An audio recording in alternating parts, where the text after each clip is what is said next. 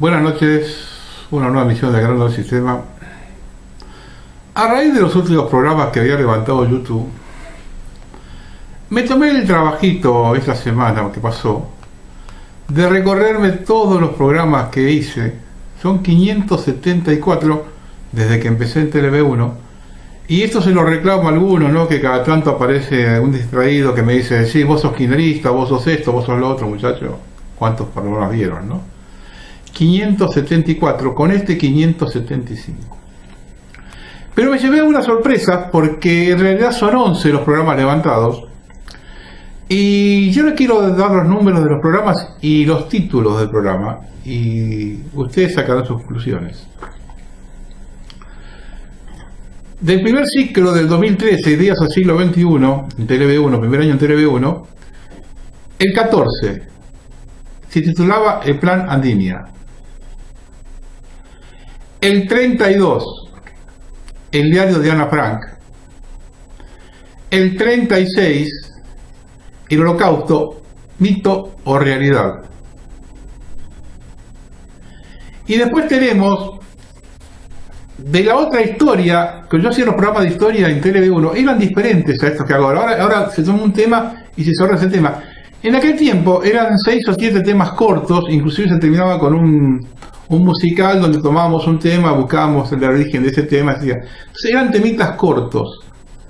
Me llamó la atención porque también ha levantado la otra historia 3, que el tema principal del video era la vuelta obligado, pero había un pequeño artículo que era el ministro argentino de Hitler. Quizá por eso, porque yo revisé todos los temas y el único tema que puede ser ese, el ministro argentino de Hitler. Ya volvemos cuando yo estaba... Bueno, ahí hay otro más de TV1, cuando yo empecé con el Grano del Sistema, 2014, el Grano del Sistema 19, El hombre gris de Parravicini a Don Orione. Después ya por mi cuenta, el Grano del Sistema Flash número 10, otro falsa bandera. Y aquí empecemos con la saga. El Grano del Sistema 56/4. China, la avanzada del Plan Andinia. La trampa del imperio. El Grano del Sistema 70/2. El Plan Andinia y el Estado Islámico en la Araucanía. El Grano del Sistema 211. El Plan Andinia toma cuerpo en Santa Cruz. Y el Grano del Sistema 251, no hace mucho, Antivirus, lo que nos ocultan. Pero dentro de este programa había un informe exhaustivo del Plan Andinia. Quiere decir que de los 11 que han levantado, tenemos 2, 3, 4, 5, 6 están vinculados con el Plan Andinia. Entonces no es un delirio, como algunos quieren hacernos creer que es un delirio esto. Y observen esto es nuevo. Los mapuches se reunieron en Chile, en Santiago, con el Parlamento. A salida de esa reunión que tuvieron con los diputados en el Parlamento, los mapuches dieron este comunicado. Informamos que constituiremos un gobierno en el sur con los mapuches al amparo del derecho internacional, resumió el vocero. También dejado sentado en esa sesión histórica que no estábamos muy preocupados de que el Estado chileno no avanzara en el reconocimiento del pueblo mapuche, porque el derecho internacional ya ha avanzado suficiente, incluido el derecho a la libre determinación. Chupate esa mandarina y empezá a pensar cuál es el tema, y que ya está prácticamente todo cocinadito, allá y acá. Permanentemente se trata de confundir a la población con la consigna que están enfrentados dos proyectos de país. Pregunto, ¿nuestros candidatos tienen esto bien claro?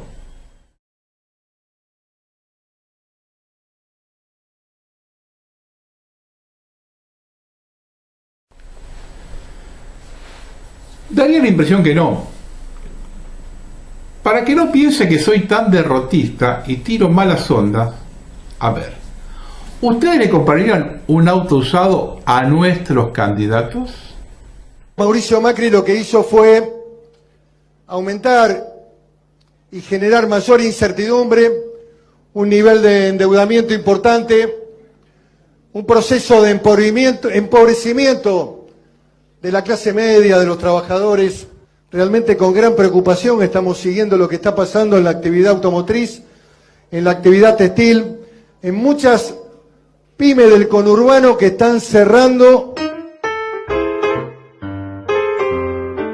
Estoy convencido de que el camino que emprendió el presidente y su gobierno es el camino de salida. No me voy a callar su mal manejo de la economía que ha llevado a la Argentina de vuelta a tener déficit fiscal. No me voy a callar en denunciar que no solamente no acumuló un solo peso más de reservas, sino que se está gastando las reservas del central. El peronismo fue conservador con Luder, fue neoliberal con Menem, fue conservador popular con Duhalde, fue progresista con Kirchner y fue patético con Cristina. Ya a esta altura debería definir qué quiere ser y a quién quiere representar. En verdad lo que ella quisiera y cree que es una ventaja es ser funcionario público y no presentar declaraciones juradas y que nadie te investigue. Yo estoy dispuesto a debatir cualquier cosa, lo que no estoy dispuesto es a obedecer porque yo hago política, no estoy en un cuartel. He sido muy condescendiente, lo que no soy es un estúpido. Hay un tercer mandato donde uno ya no encuentra elementos para ponderar. Es definitivamente un mal gobierno. Toda su acción institucional es deplorable. Todo lo que hizo en materia judicial es deplorable. Toda su intromisión en la justicia es deplorable. Lo que hizo con el Consejo de la Magistratura y con la designación de los jueces subrogantes. Lo que inició con la llamada democratización de la justicia.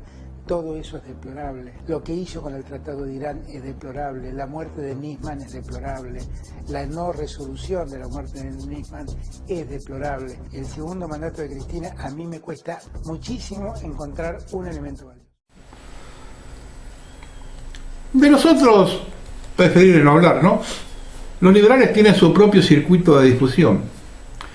Ellos jamás se hacen cargo de nada. Se viven hablando de la Argentina de hace 100 años, cuando estaba entre las 10 economías del planeta agroexportadora. Pero no dicen una palabra que la tecnología de ese momento generaba 600.000 puestos de trabajo en el campo, con una población total de 4 millones de habitantes. Hoy genera la mitad de los puestos de trabajo con una población 11 veces mayor. ¿Cómo le va? Buen día. Hola, ¿cómo le va, Chiche? Buen día. ¿Todo en orden? Sí, fantástico. Ese fantástico suena raro. ¿Por qué? No, suena irónico, por lo menos teniendo en cuenta su estilo, experto. No es un fantástico. Me parece fantástico estar gobernado a partir del 10 de diciembre por gente normal como uno, nada más que ha tenido el deseo de luchar por la política y ser presidente. Me parece fantástico estar gobernado a partir del 10 de diciembre por gente normal como uno. Escuchándolo a Espert nos damos cuenta que nunca se hicieron responsables de nada. Con todos los errores de Alfonsín, según este hombre, le reventó todo por su propia incapacidad. Ni una sola palabra del regalito que le dejó el gobierno militar luego de casi 8 años de liberalismo con Martínez Dios y Alemán a la cabeza, con una deuda externa que multiplicaron por 9. Tampoco tienen nada que ver que los más de 10 años de Menem con el desastre del 2001. Bueno, ahí ya se pasa de listo opinando, ya que fue asesor de Cavallo. Hasta el día de hoy extraña a la Argentina del centenario, pero no dicen una sola palabra de la crisis de 1890, producto de 30 años de liberalismo con Mitre, Sarmiento, Avellaneda y Roca, que multiplicaron la deuda por 10 y colocaron a Juárez Selman, el de la Rúa del siglo XIX, para que se haga cargo del muerto. Ahora, para justificárselo, corre la Macri por derecha, diciendo que el verdadero motivo del fracaso es que no hizo el ajuste correspondiente. Estos son los que tienen en la cabeza el país para el 30% y el otro 70% que se caguen por fracasados. Ahora bien, Todos se quejan del Estado benefactor, pero estoy esperando que uno solo, ya sea empresario o sus voceros, me demuestre que sus ingresos, sus fortunas, no lo hicieron con el Estado. Que es una colectora de Macri, Esper no dice una sola palabra. Su voto va completo a Cambiemos en un balotaje. Ahí calladito la boca. La gente joven que se siente identificada con Esper esperando un cambio, vota en segunda vuelta a su verdugo y al gran mentiroso. El sistema nos metió en una gran encerrona. Con Macri 4 años más desaparece la Argentina y no estoy exagerando. Focalizan los problemas en la burocracia sindical y las leyes laborales que no permiten crear trabajo genuino. Hasta donde tenemos conocimiento, las miles de pymes y empresas que han cerrado no lo hicieron por ese motivo, sino por la importación indiscriminada, la caída del consumo interno y la falta de crédito. Todo eso creado por este gobierno. El 80% de lo fabricado en el país es para el consumo interno. ¿Cuál es la solución que se quiso aplicar a la economía generando las condiciones para liquidar la industria nacional? Otra muletilla era el atraso de las tarifas. Durante el gobierno anterior se cansaron de decir que estaban muy bajas, pero nadie de Cambiemos manifestó alguna vez que el atraso era 3.600% y el gas 2.400% en la luz. Y cuando Cristina les dijo que estaba desconforme con los subsidios que se anotaran en las empresas para que se los saquen, no sé si fueron 4 o 5.000 que se anotaron. Los que tenían calefacción en las piletas de natación, de eso no se calefaccionó ninguno. Me acuerdo que hicieron una encuesta y en los country, no sé si el 0,01 se había anotado para que le saquen el subsidio. A los empresarios cuando se quejaban les decía que tenían que aprender a competir. Pregunto, ¿aprender a competir con China, que tiene trabajo precarizado y todas sus exportaciones están subsidiadas, al igual que todo el mundo? Es decir, cuando el planeta cierra su economía, nosotros la abrimos. Yo comprendo el fanatismo de la gente, la cuestión de clase y racial de la clase media, pero no nos tomen por idiotas. Si quieren seguir votando a estos tipos, háganlo, pero dejen de mentir. Este es el plan del nuevo orden mundial que lleva la Agenda 2030 de la ONU. Es el país para el 30%, es la esclavitud del siglo XXI. Cuando caigan en la volteada porque no se van a salvar, los propietarios de los negocios que están cerrando y quedaron con deudas inmensas por servicios e impuestos, votaron en el 2015 a Macri. Será tarde para lamentos. Preguntarán por quién hay que votar. Ese ya no es mi problema. Soy antisistema y de a poco se van dando las cosas para demostrarme que tengo razón. Además, el sistema rompió las reglas. Siempre gobernó por medio de un representante a sueldo.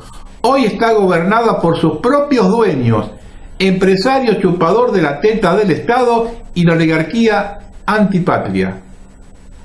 Mientras no se den cuenta dónde está el problema, no hay solución. Acción, reacción, solución al palo.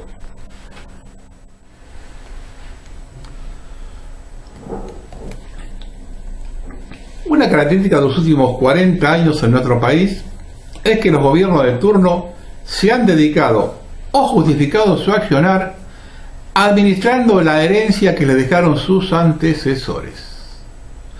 Así el gobierno militar encabezado por Martínez Dios, que tuvo que hacerse cargo del descalabro de Isabelita. Alfonsín, por su parte, de la herencia de Martínez Dios y compañía, que multiplicó la deuda recibida por 9. Menem debió de sofocar el incendio hiperinflacionado de Alfonsín. Y a De la Rúa le explotó la convertibilidad de Menem.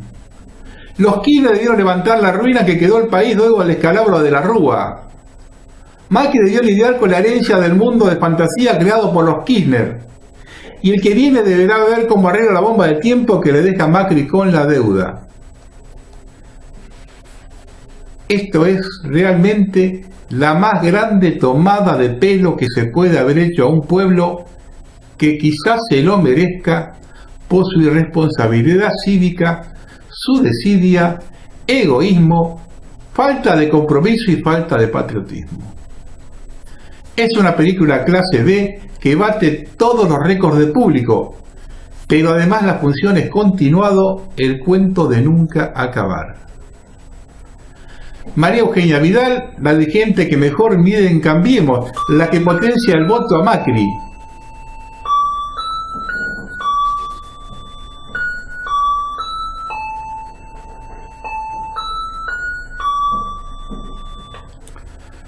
Repito, la que potencia el voto a Macri, posiblemente por su excelente gestión en la provincia de Buenos Aires.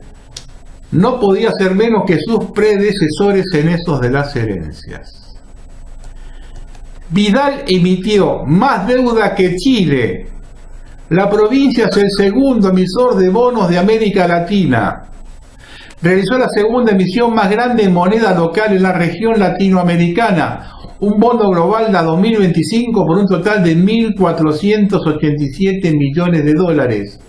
De esta manera, la provincia quedó segunda en la lista de emisiones de la región. El ranking lo lideró Perú con 3.063 millones de dólares, mientras que el distrito combinado por Cambiemos le siguió la empresa brasileña Celce, que metió un bono a 2032 por casi moneda local de casi 1.000 millones. Por su parte, la cuarta y quinta emisión más grande en moneda local las efectuaron Chile, que emitió un bono equivalente a 939 millones, y la República Dominicana, que un bono por 818 millones. Y todavía hablan de la herencia que recibieron, ¿eh? Y de esta que van a dejar no dicen absolutamente nada.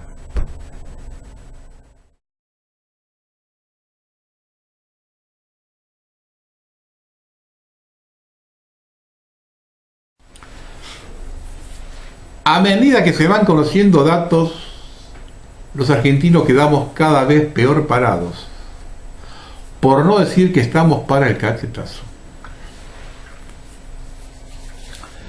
Hay un artículo chiquitito, hacer una cosa chiquitita que salió en Orsay, ¿no? Demoliendo sueños.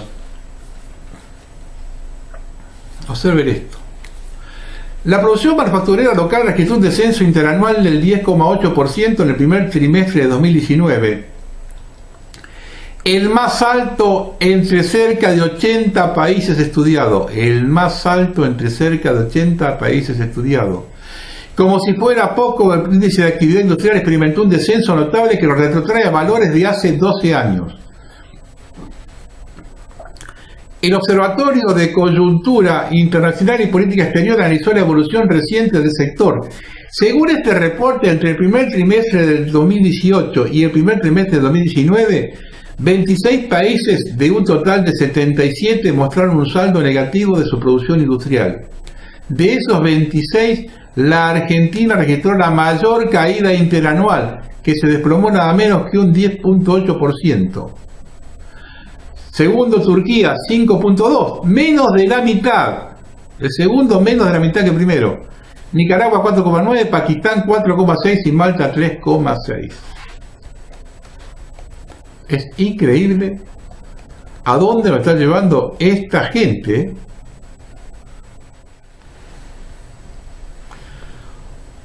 Otro pequeño artículo que salió en Orsay, para que vea cómo se mueve el mejor equipo en los últimos 50 años.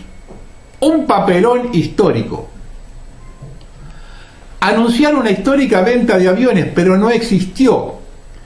El gobierno macrista había celebrado con bombos y platillos lo que calificó de histórica venta de 2 aviones Pampa 3 a Guatemala, y anticipó que esa iniciativa sería la primera de muchos pasos que la empresa dará en el futuro.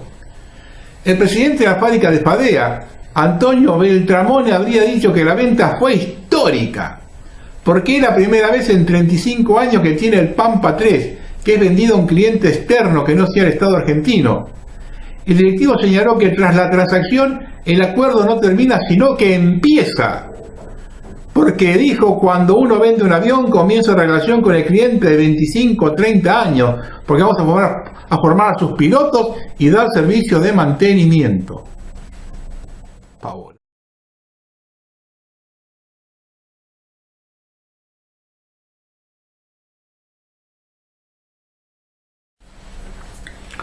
Luego de reunirse en el Parlamento con el partido opositor Unidad Revolucionaria Nacional Guatemalteca, el subcontrolador de probidad de la Contraloría General de la Cuenta, Fernando Fernández, recomendó al Ministerio de Defensa no proceder a la adquisición de los aviones militares porque la transacción no se ajusta a las normas. Además, previamente se había puesto en operación el Defensor del Pueblo de Guatemala, Instituto Centroamericano de Estudios Fiscales. El mejor equipo de los últimos 50 años se fue en seco por querer vender la piel del oso antes de cazarlo. Hay un artículo que escribió el doctor Javier Cornejo, porque la toma de otro punto de vista, esto del famoso acuerdo Mercosur, ¿no? Él lo llama con la Unión Europea, él lo llama la reafirmación del coloniaje, pero dice cosas interesantes, miren. La consolidación definitiva de casi todo un continente en la garantía de provisión de materias primas que requiere el mundo industrial europeo. Este acuerdo es la actualización de los términos de intercambios que inicia el Imperio Británico en Sudamérica con su tradicional estilo de acuerdos y tratados que exponencial más allá que de los pueblos, y una propuesta para obligar a España escrita en 1711 y se sigue en una absoluta continuidad de su misión hasta nuestros días, plasmada en los siguientes documentos principales comarca de su interés. Observen, porque hace un listado interesante de los tratados que hemos firmado con Inglaterra. En nuestro caso, siguiendo lo estipulado en los llamados y trascendentes, y empiecen a escuchar. Primero, el Tratado Apodaca, firmado por Canning del 24 de enero de 1809, Gran Bretaña se adjudica el comercio exclusivo y excluyente con todas las posesiones de Hispanoamérica, el pago de España por las alianzas para expulsar a Napoleón. 2. Edicto de libre comercio del virrey Cisneros con Gran Bretaña con vencimiento para el 18 de mayo de 1810. 3. Imposición a la Junta de Mayo, el 27 de mayo de 1810, por representante de la flota británica, almirante de Courcy, la continuidad de la vigencia de tal edicto, sin fecha de vencimiento, de que había firmado el virrey Cisneros. 4. El 2 de febrero de 1825, el Acuerdo de Amistad, Comercio y Navegación firmado entre el Reino Unido, Gran Bretaña e Irlanda con los territorios de las Provincias Unidas del Río de la Plata, y que fuera replicado en solo 4 meses a Chile, Perú, Gran Colombia, que era Colombia, Ecuador y Venezuela, Guatemala, y que abarcaba casi toda América Central, y México. 5. El Tratado de Anna-Sutter del 24 de noviembre de 1849, reconocimiento exclusivo de Gran Bretaña de la navegación de los ríos interiores, excluyendo a Francia. 6. Pactos de mayo de 1902, por el que se designa a Su Majestad Británica árbitro exclusivo y permanente de los litigios que pudiera haber entre Chile y Argentina. El 7. El Tratado de Arte de Abaddon, de septiembre de 1929, por crédito de 100 millones de libras para compra de repuestos ferrocarrileros y compra de carnes por parte de Inglaterra. El 8. El famoso Pacto Roca-Runciman, firmado en Londres el 1 de mayo de 1923 por el vicepresidente de la República Argentina, Julio Argentino Pascual Roca, hijo, y el ministro británico Walter Runciman, porque Argentina cede el dominio del Banco Central, condición de Gran Bretaña para seguir comprando carnes. Y 9. Los acuerdos de Madrid de febrero y de Londres de diciembre de 1990, como consecuencia de la Guerra de Malvinas, guerra planificada por Gran Bretaña y ejecuta buscando un simple motivo: sin guerra no había acuerdos de paz. De promesa inglesa, señores. Y lo que la corona buscaba eran los tratados de paz que les otorgaría el control militar, económico y en derecho internacional de las Islas Malvinas, Patagonia, lecho marítimo y Antártida. ¿Se acuerdan? Sin guerra no había acuerdos de paz. Solo que el imperio subestimó en su momento el patriotismo de nuestros soldados y del pueblo argentino, sobre todo los aviadores, ¿no?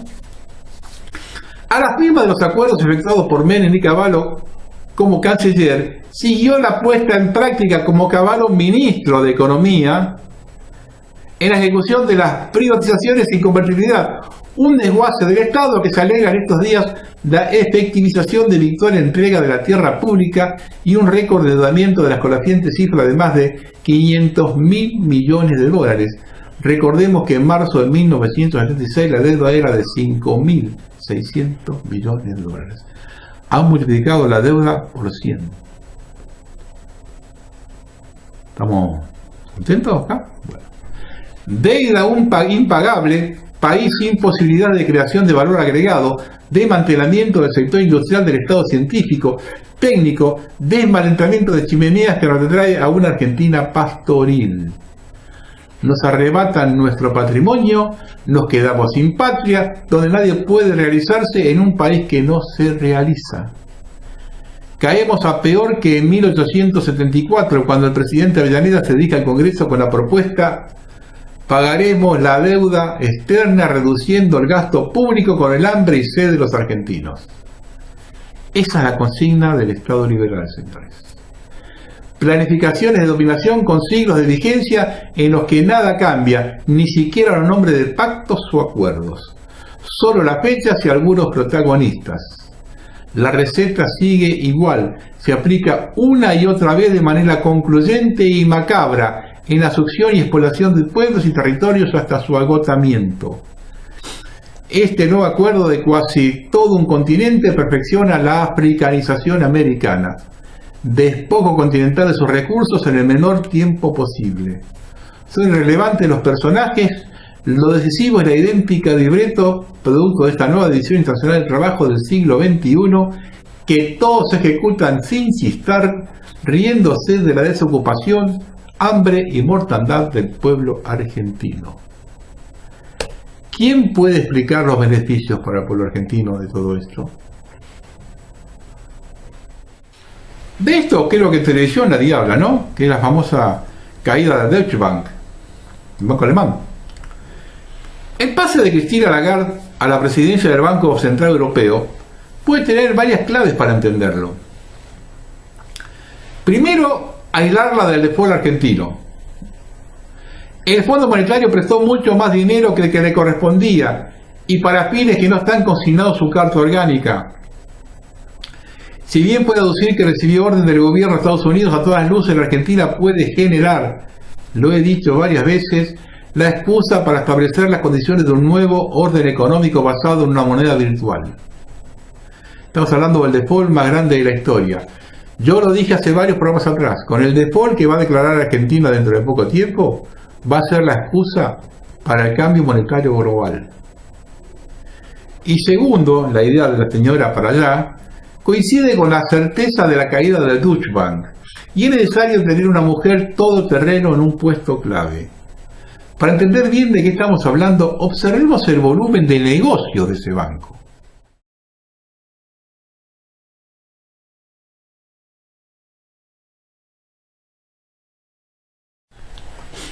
Ahora que tomamos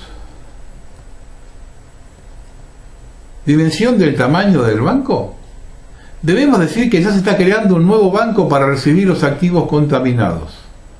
Y de esa forma comenzar con el saneamiento de Deutsche Bank. ¿Y quién se va a hacer cargo de esos activos envenenados? Los de siempre. Los felices habitantes de la Comunidad Europea. Y ahí necesitan la muñeca de doña Cristina. ¿Quieren alguna prueba más de cómo opera, se mueve esta gente y cuáles son sus planes y que todo tiene que ver con todo y aquí no hay casualidades? Yo permanentemente vengo hablando de la esclavitud del siglo XXI, ¿no? Nadie puede decir que nos avisamos. Estamos cerquita. El secretario general de las Naciones Unidas, Antonio Guterres, afirmó que la ONU perseguirá a todos aquellos que se opongan a su Agenda 2030. De este forma se viola la Declaración Universal de Derechos Humanos de 1947. Este es el fin de la libertad de expresión, señores. Y todavía no tomamos conciencia de esto. Acá hay una noticia que salió en Realpolitik y calladito la boca esto, está muy escurito por ahí abajo, ¿no? Que son los muertos que ocultan. En 2008, cuando Gustavo Bordet era intendente de la ciudad de Concordia, un grupo de científicos estudió el agua de la ciudad y comprobó que la represa volcaba PCB en grandes cantidades en el río Uruguay, provocando cientos de casos de leucemia. Y el político decidió no hacer nada. El médico aceleró su viejo Renault 18 para llegar más temprano a Concordia y presentarle los informes a Gustavo Bordet, por entonces intendente de Concordia y actual gobernador de Entre Ríos. Lamentablemente, todo había resultado como el médico lo sospechaba. Los técnicos de la central hidroeléctrica de Salto Grande estaban volcando PCB, un producto químico altamente contaminante utilizado para aislar y enfriar los equipos eléctricos en el río Uruguay, contaminando todo a su alrededor. Las armas habían saltado un año atrás, cuando el Galeno, especializado en medicina nuclear, confirmó que los casos de cáncer en Concordia superaban en mucho la media del país. La enorme mayoría de ellos eran cánceres blandos, especialmente leucemia. Inmediatamente pidió a un colega que lleve adelante una serie de entrevistas con vecinos de la zona. En la misma llegó a detectar 60 casos de leucemia en solo 16 manzanas. Hablabas con el carnicero y confirmaba que tenía leucemia. Le preguntabas a alguien más si estaba enfermo de lo mismo y te mencionaba a uno o dos miembros más de su familia, al vecino de la esquina, comerciante de frente, todos con lo mismo, leucemia, afirma el reconocido médico. Había otro dato igualmente alarmante: la mayoría de los enfermos se iban a tratar a Buenos Aires. Allí lograban estabilizar sus valores y al regresar a Concordia volvían a empeorar. Llegamos a la conclusión que había algún factor ambiental contaminado a todos los habitantes de Concordia, explicó. La primera medida fue tomar muestras de agua en busca de restos de metales pesados. Celular, yo no lo entiendo ahora. Se recolectó agua de red del lago de Salto Grande y del río Uruguay.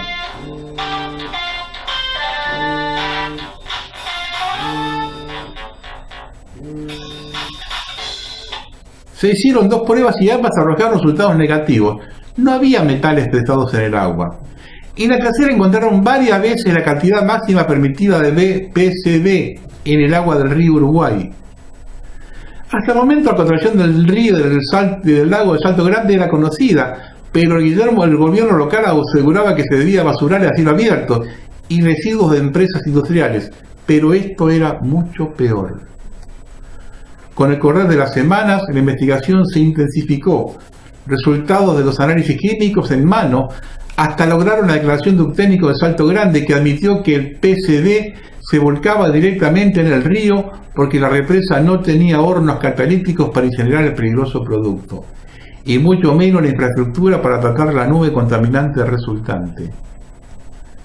Finalmente, en una fría mañana de 2008, el intendente Gustavo Bordet recibió al médico y un representante de delegación argentina de la Comisión Técnica Mixta de Salto Grande, Juan Carlos Chagas, en el lobby de un coqueto hotel céntrico. La respuesta del actual gobernador de Entre Ríos fue impactante. Primero dudó, nos dijo que no podía ser. Le explicamos que el río Uruguay tiene entre 8 y 10 veces el límite tolerable de PCB para la vida humana. Literalmente, cuando la gente se baña en el río o simplemente toma un mate, se está enfermando de cáncer, aseguró el especialista.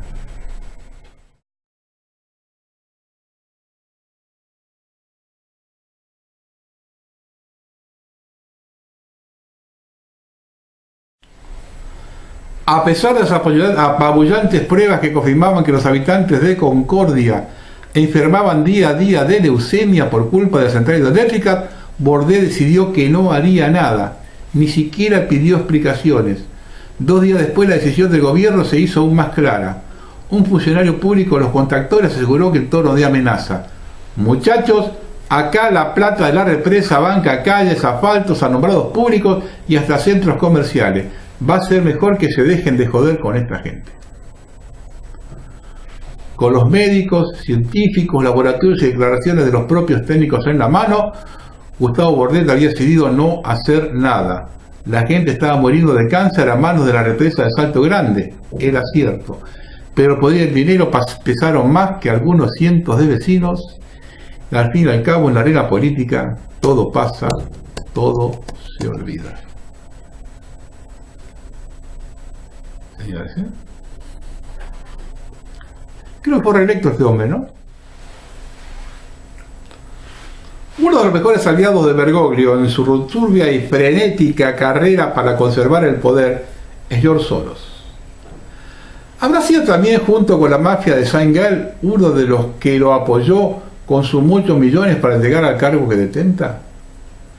Insisto en que estos tiempos conviene ser mal pensado para tener juicio correcto sobre todas las desgracias que sufre la Iglesia. Y por si esto fuera poco, basta información completada por las notas catapúlticas que revelan la afiliación sorosiana de los visitantes de Bergoglio.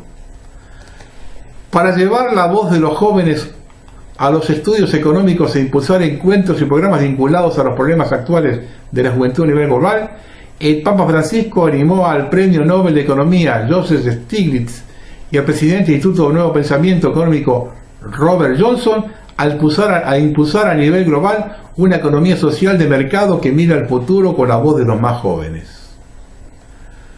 Francisco y Stiglitz coincidieron en advertir sobre los problemas de ciertas formas de economía de mercado que no ponen los mercados al servicio de los pueblos, sino a los pueblos al servicio de los mercados, y exacerban el comportamiento individualista. Es fundamental trabajar desde la educación en sistemas alternativos que no tengan como premisa la idea de idolatrar al dinero.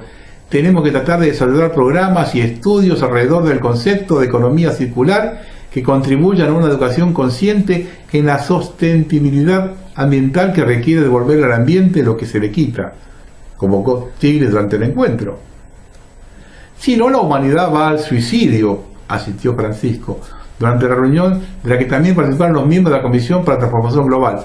A nosotros nos interesa profundamente poder trabajar con Yolas en profundizar las discusiones sobre las cuestiones sociales y los cambios que genera la globalización en las sociedades, así como pensar en ideas concretas sobre qué deberíamos hacer para que la tecnología y los mercados estén al servicio de la humanidad y no al revés, planteó Stiglitz.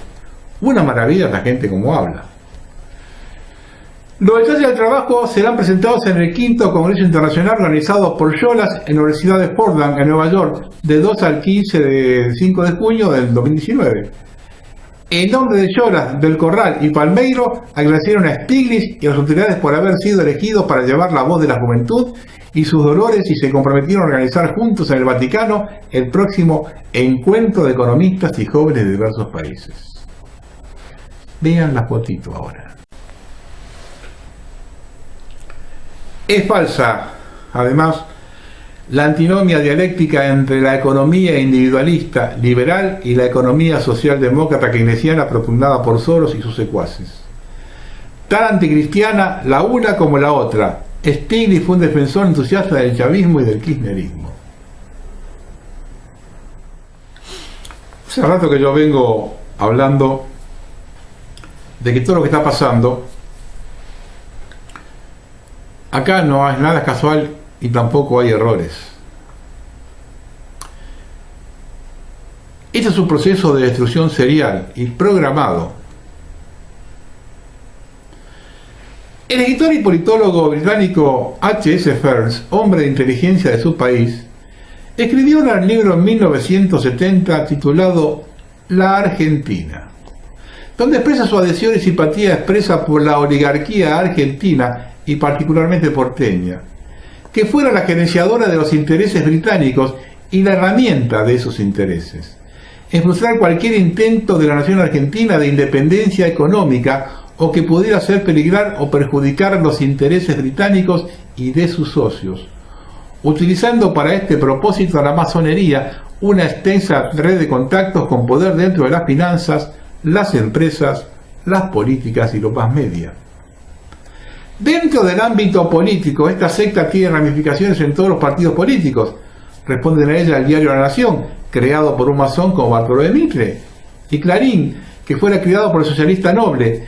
Esta secta también tiene fuertes lazos con las Fuerzas Armadas, especialmente la Armada Argentina, la que se debilitará un poco con la batalla de Malvinas, quedó bastante mal parada ahí. Fearns critica muy duramente a Perón. Sus críticas van muy específicamente a lo social. Sus leyes laborales en beneficio del trabajador, la creación del pueblo laboral. Qué interesante es ver que el gobierno de Cambiemos se pronuncia denunciándolo como una mafia, concordando con Fearns. Critica todo lo hecho en materia social como demagógica, la importancia concedida al Central Obrera CGT y todos los beneficios a los trabajadores, expresa allí en este libro que a no ser por una guerra civil devastadora, nunca podremos terminar con el peronismo y el modelo instaurado por Perón. Textual. Dice Ferns, repito, a no ser por una guerra civil devastadora, nunca podremos terminar con el peronismo y el modelo instaurado por Perón. Y así lo hicieron. Comenzaron a trabajar sobre las organizaciones de la subversión armada, asusándolas, haciéndolas enfrentar al gobierno más votado de la historia argentina, el de la fórmula Perón-Perón, y el que había logrado igualdad de concesión con el líder opositor Ricardo Balbín. Apoyaron la subversión con el envío de armas, como quedó demostrado con el secuestro de 2 embarques de armas de la empresa aérea British Caledonian y otro a un ciudadano británico con pasaporte diplomático en el mismísimo puerto de Buenos Aires. El que nunca se aclaró. Armas que según ese pirata fueron transportadas hasta la desembocadura del Río de la Plata por el rompehielos Endurance de la Royal Navy y de ahí en un velero hacia nuestro puerto. Al mismo tiempo alentaban a las Fuerzas Armadas al golpe con la excusa de ser los salvadores de la patria del cuco marxista, arrancando a la Argentina de las garras de la avanzada comunista en el continente y las que eran entrenadas por el agente de la masonería Fidel Castro Ruth. A la contraparte, las Fuerzas Armadas se las encargaron a un caballero del Reino Británico, Sir Henry Kissinger, canciller estadounidense, quien se ocupó de llenar las orejas de nuestros militares liberales con alabanzas. Yo siempre digo que son como el gato. Les encansan que le pasen la mano por el lomo.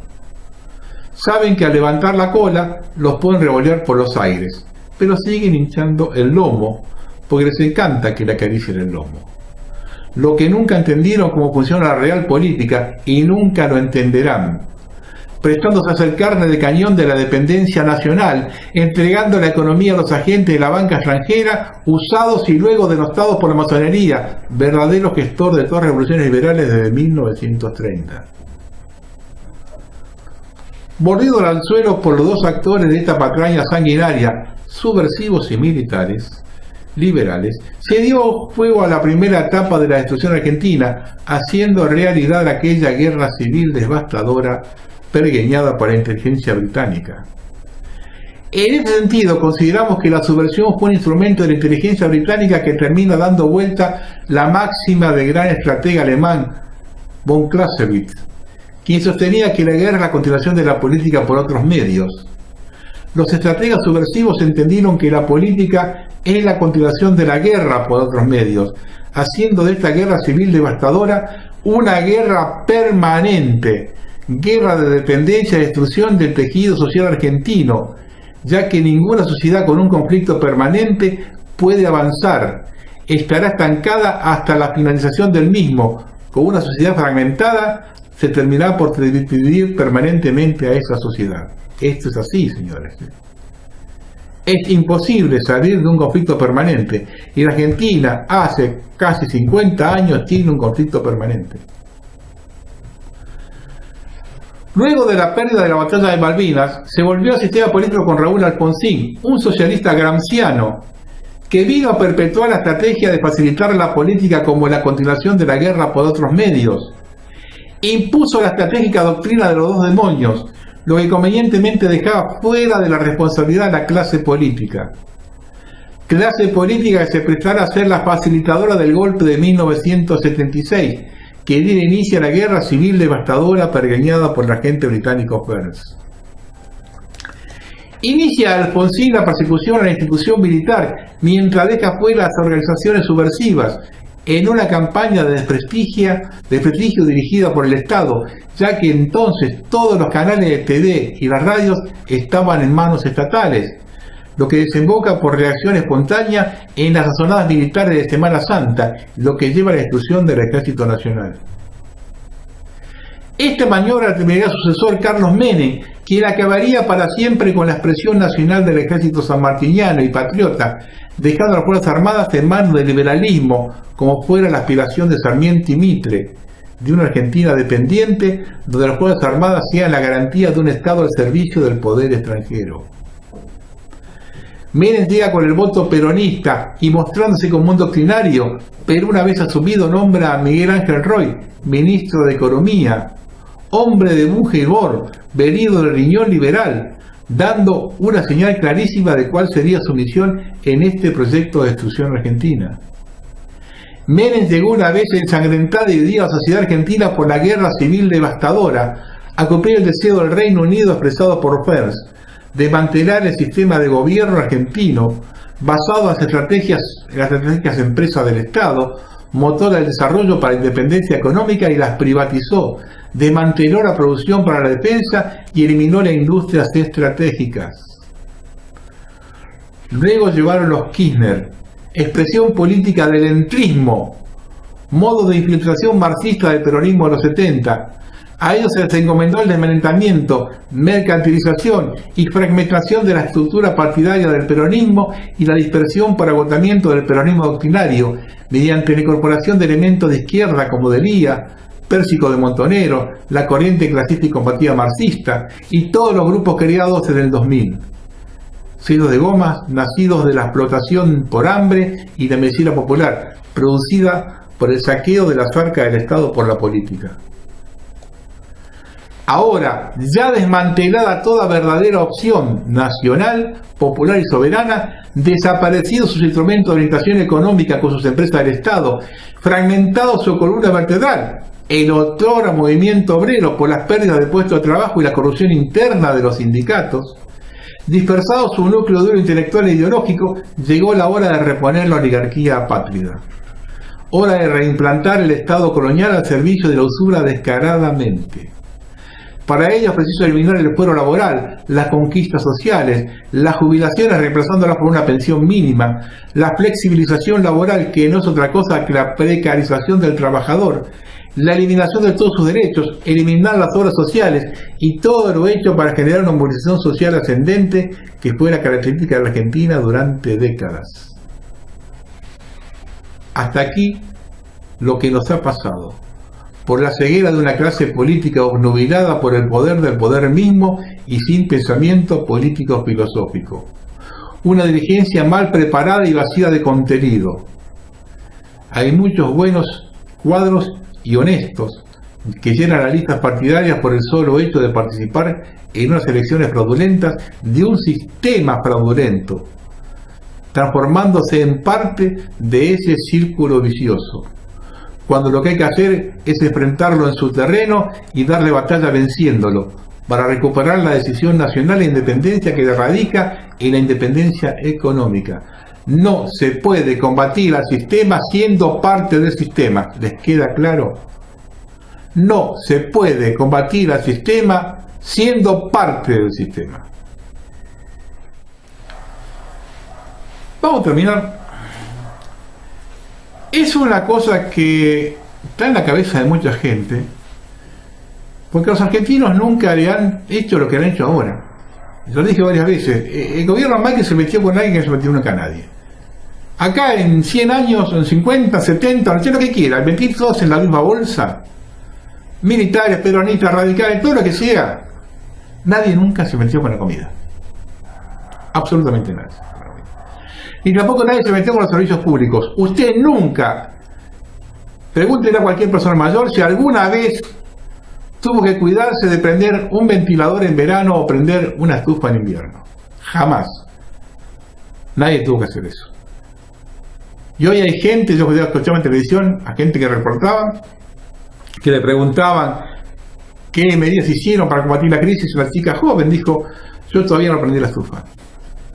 Yo nunca lo vi eso, nunca. Y meterse con la comida, menos aún. Este gobierno se metió con la comida. Entonces, uno le entra en la duda, el pueblo argentino no reacciona. Y ya hay gente que sabe la que va a hacer encuestas, y ya no la encuesta a quién vas a votar, no. Empiezan a indagar con la población. Y han llegado a algunas conclusiones increíbles, que por el 70% de la población no tiene la menor idea de lo que pasa, absolutamente nada, no se informa. Se queja si aumentan los precios, se puede quedar sin trabajo, sale a buscar, no encuentra. Pero de lo que estamos haciendo nosotros, lo que estamos hablando, lo que estamos diciendo, como yo, unos cuantos más dando vueltas por ahí, no tienen la más mínima idea. Entonces, como se manejan por impulsos. Hoy hay cierta calma chicha, las cosas están mejorando. Listo, La otra me daba de comer. Eso a mí, cuando yo me envié esa encuesta, es como que uno empieza a abrir los ojos diciendo, bueno, ya estamos completamente, ya, como dije antes, para el cachetazo. Si los argentinos no reaccionan por lo que pasa, porque no tienen la menor idea de lo que pasa, cuando después de las elecciones, hay un plazo máximo acá que es diciembre, enero. Digo máximo, le explico por qué. Que es el día que vuela todo el aire. Es decir, esto está todo para... A ver, no es que uno sea mal pensado, lo han anunciado. Cuando congelaron, cuando dijeron que no iba a haber aumento de gas, de luz, de transporte, dijeron que era por 6 meses hasta las elecciones. Así que una vez que terminó, usted votó, las empresas van a decir, uno, ya se terminó el arreglo que hicimos con vos, y le meten todo juntos. Esta vez le avisaron. Ya no se puede decir más que es mentiroso, ¿eh? Porque esta vez le avisaron que el acuerdo de los aumentos eran por 6 meses, que van apenas suban a meter la reforma laboral, la meten por decreto, la reforma previsional, te están avisando. Y la gente no reacciona porque la gente no sabe. Usted le pregunta a la gente y el 70% de la gente seguro no saben que van a meter una reforma laboral, no saben nada.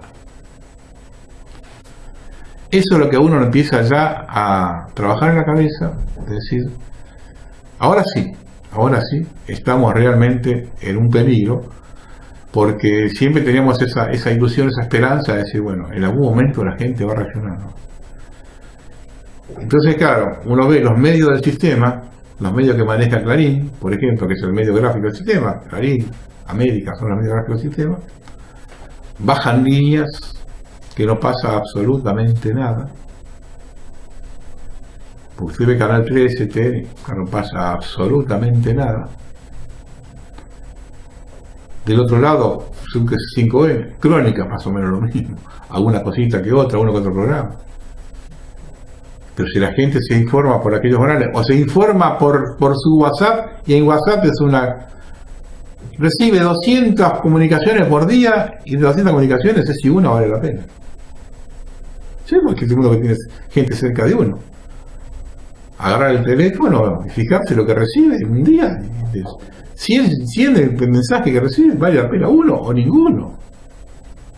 Bueno, esa es la gente que, según los encuestadores, es el 70% de la población que no tiene la menor idea absolutamente de nada. Señores, estamos en un problema muy serio, muchísimo más serio que lo que algunos se imaginan. Y la que se viene acá, y acuérdense lo que yo les dije, con esto termino, hace un par de programas atrás, si no fue el anterior, hace un par de programas atrás, que dije cuál era el verdadero plan del sistema, ¿no? El gobierno que viene es un gobierno de transición, que va a declarar el gran default, y después de ese viene el gobierno de la gente joven, Esper, Milei y toda esa gente, que son los que van a terminar con la Argentina. Buenas noches.